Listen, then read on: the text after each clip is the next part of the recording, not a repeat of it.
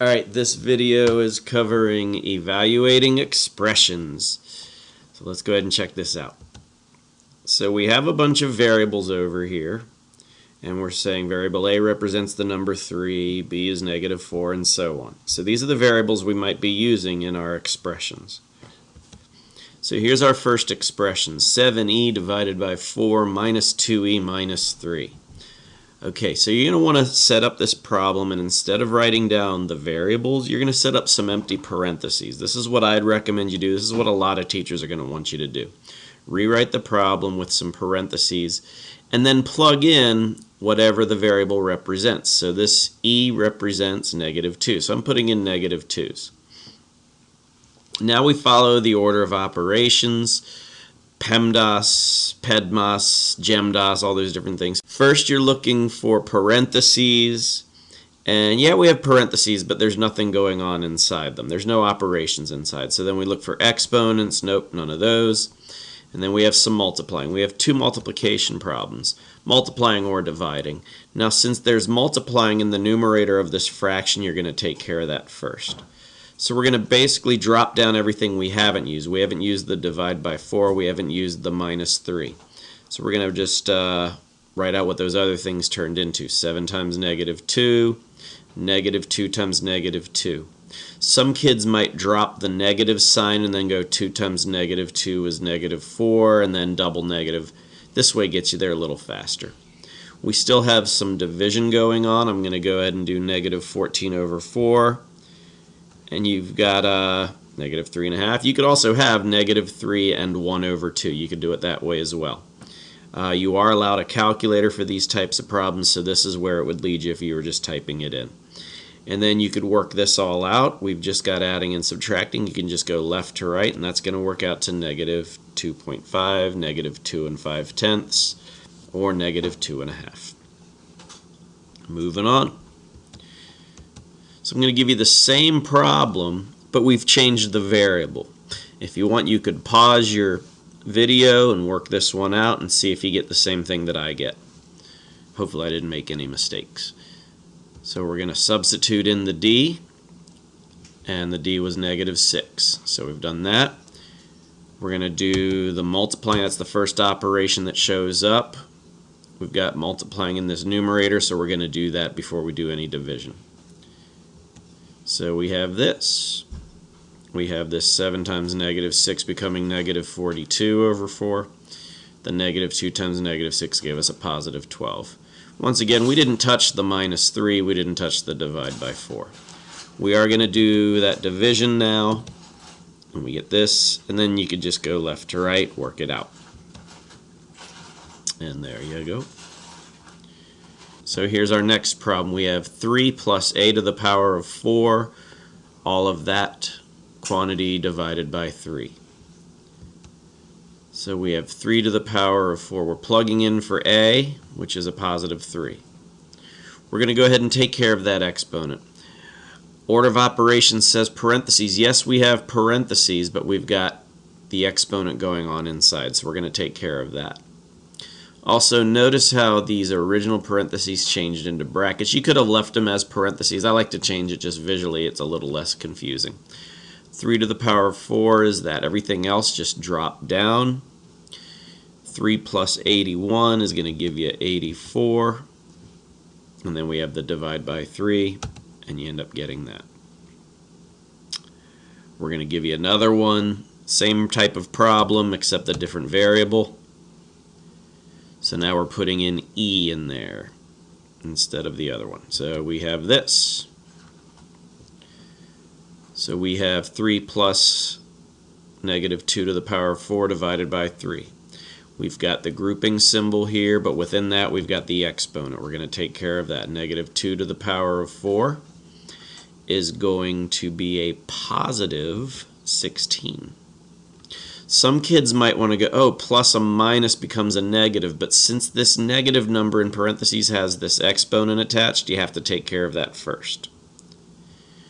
And then we can take care of our 3 plus 16, and then we get this, 6 1/3, or if you were using a calculator, it would be 6.3 repeating. Here's another one, a to the third minus b minus c. We're going to go ahead and set up the problem with parentheses and then plug in our numbers. So we have 3 to the power of 3 minus negative 4 minus 5. So we have 3 to the third. I'm going to take care of that.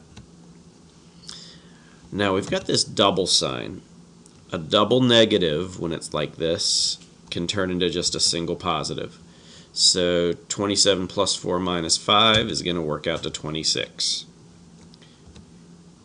So same type of problem. I've changed the variables around. Pause this and try working it out at home. Alright, so we've got the B, we've got the C, we've got the D plugged in. We're going to take care of the exponent. I'm going to drop everything else I'm not using. Notice how the minus 5 dropped down, the double negative 6 just dropped down. Negative 4 to the third, that means negative 4 times negative 4 times negative 4. It's going to work out to negative 64. If you have a misunderstanding of exponents in parentheses and when it's going to end up negative or positive, I've got a video explaining that. You can check it out. Now we're going to rewrite this statement with single signs. We have that double negative, which becomes a positive. So you could type this in from left to right on a calculator or just work it out. Hopefully you know your integer rules by now. And you get negative 63. Here's another one. D plus 1/2 the sum of B plus C. So 1/2 times the sum of. That's where it can get real tricky. We're going to plug in our numbers. We do have parentheses, so we're going to take care of that first. Negative 4 plus 5, 4 negatives, 5 positives. It's going to leave you with 1 positive. Now the next thing that a lot of kids want to do is add this negative 6 plus 1/2, but you don't do that yet. You don't do that yet. You have to take care of your multiplying. And then negative 6 plus 1/2, you could have either of these as an answer. Negative 6 plus 0.5 would get you here, or if you really understand your integer rules, it's going to work out to either of these.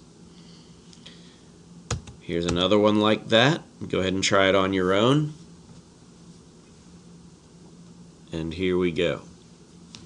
We have A being 3, B being negative 4, D being negative 6. So we've got the parentheses going on. Negative 4 plus negative 6. 4 negatives plus 6 negatives, it's going to give you 10 negatives. So now, once again, this is where a lot of kids want to add 3 plus 1/2. But you need to remember this is multiplying here, and that would take priority. That you're going to do that first. So you could go half of 10. You could make that into 0.5 times negative 10.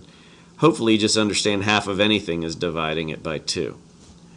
So you're going to get positive 1/2 times negative 10 is going to be a negative 5. So you have 3 minus 5. That's going to give you negative 2.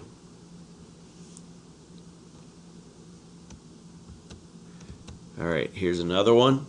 We have the quantity of 3 times A minus C to the power of 4. We're going to plug in our numbers. I changed those original parentheses to brackets since I was using parentheses to substitute for the variables.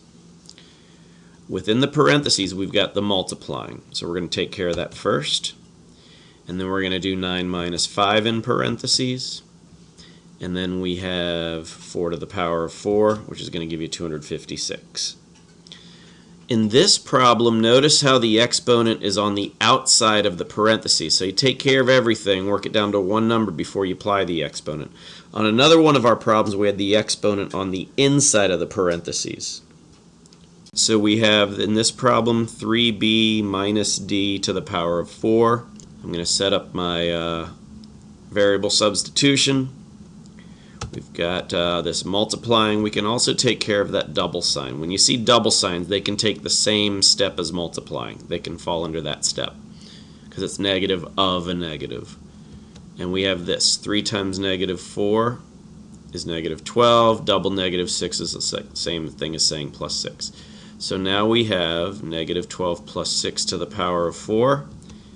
That's going to become negative 6 to the power of 4. So that means 6 times 6 times 6 times 6 and that's 4 negatives, so it's actually going to come out positive, and you're going to get this, 1,296. So now we have this type of problem, 5 times negative d minus 3a. This can get real tricky. We're going to have this as a problem, as the setup. 5 times negative whatever d is. So d was negative 6, so negative of negative 6. That's where things can really get confusing. Luckily this a is positive. We don't really have to worry too much about him yet. I'm going to go ahead and take care of the parentheses. Double negative becomes a positive. So now we just have two multiplication problems. We have 5 times 6 and negative 3 times 3. We're going to get 30 minus 9, and we get 21 as an answer. And here we go. Same type of problem. Go ahead and try it on your own. Keep track of those negatives. Alright, so we're going to set it up. These parentheses change to brackets. The a, I throw the parentheses up and put in a positive 3 this time. D is the negative 6 over here. We're going to go ahead and take care of that. That's going to become just a negative 3. Now we've got two multiplication problems.